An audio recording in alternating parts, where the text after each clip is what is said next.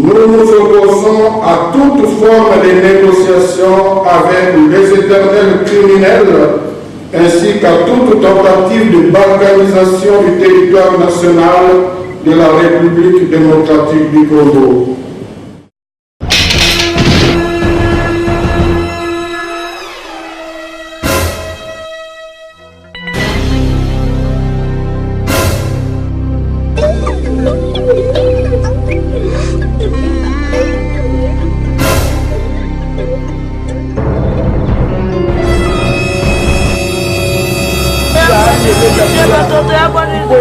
Des atrocités inqualifiables vécues dans l'est de la République démocratique du Congo n'épargnent personne. Les hommes, comme les bêtes sauvages du domaine du patrimoine mondial, sont massacrés sans autre forme de procès. Des scènes de tueries, de barbarie, de crimes ignobles et même de massacres à grande échelle vécus au fil des années ont plongé des milliers de familles dans l'errance.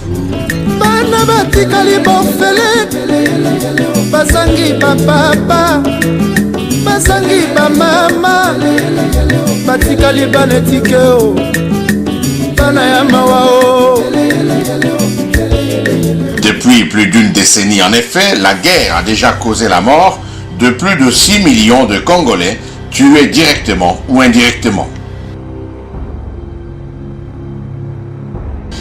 Aujourd'hui encore, et d'après des témoignages recoupés, la rébellion qui est née à partir de la cité de Bunagana ne fait que suivre le schéma impopulaire et contesté du pillage des ressources naturelles et de la balkanisation du pays. Nous avons fui les soldats rwandais qui sont entrés massivement hier dans notre village.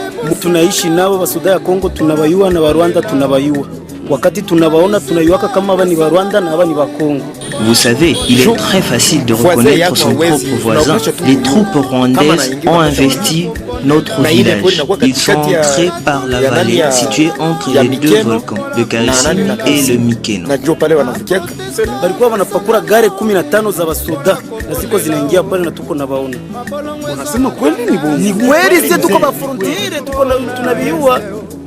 Sasa naona huko naangalia bana magari pale Kasisi ni ku frontier.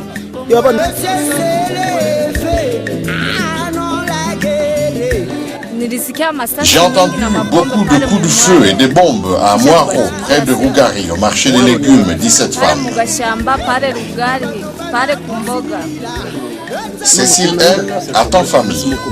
Elle dit vouloir aller suivre son médecin en fuite à Goma, un peu plus au sud.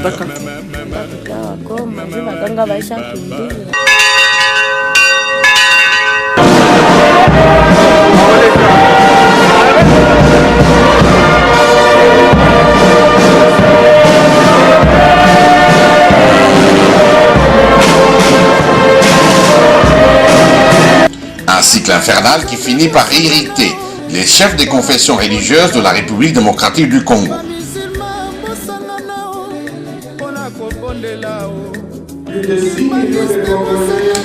D'après un rapport d'experts des Nations Unies, le Rwanda a créé, organisé et armé le groupe rebelle dit M23. Accusation relayée par les dignitaires des églises congolaises qui jugent cette guerre d'agression d'injuste et d'insupportable. Face à cette calamité, les églises congolaises ont résolu de dénoncer la conspiration. Protestants, catholiques, kimbanguistes, musulmans, églises de réveil, orthodoxes, armées du salut, indépendants et autres ont initié une pétition historique destinée à mobiliser toute la population congolaise contre la guerre. Cet appel a été suivi par toutes les églises du pays. La mobilisation, qui se poursuit encore sur toute l'étendue du territoire congolais, a fini par déclencher de grandes manifestations populaires. Victime la République démocratique du Congo de la part du Rwanda. De leur côté, les fidèles du doyenné Saint-Sacrement de la commune d'Engali. Tous les fidèles catholiques ainsi que toutes les personnes éprises de paix, unis comme un seul homme, ont à travers cette marche manifesté leur opposition à la guerre qui sévit dans l'est du pays et à la balkanisation de la République démocratique du Congo.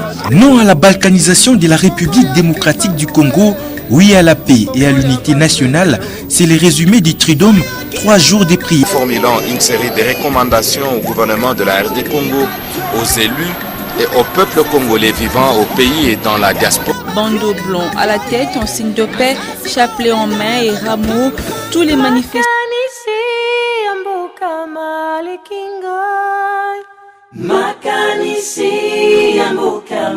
Nous, peuple congolais, exigeons le rejet de la candidature du Rwanda au poste du membre non permanent du Conseil de sécurité de l'Organisation des Nations Unies pour violation récurrente de la Charte des Nations Unies.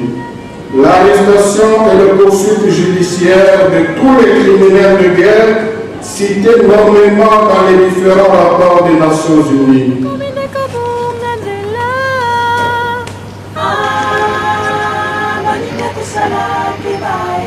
Ainsi, les serviteurs de Dieu de la RD Congo demandent constamment au Conseil de sécurité de l'ONU de changer le mandat de la MONUSCO afin d'imposer la paix dans l'est de la RDC.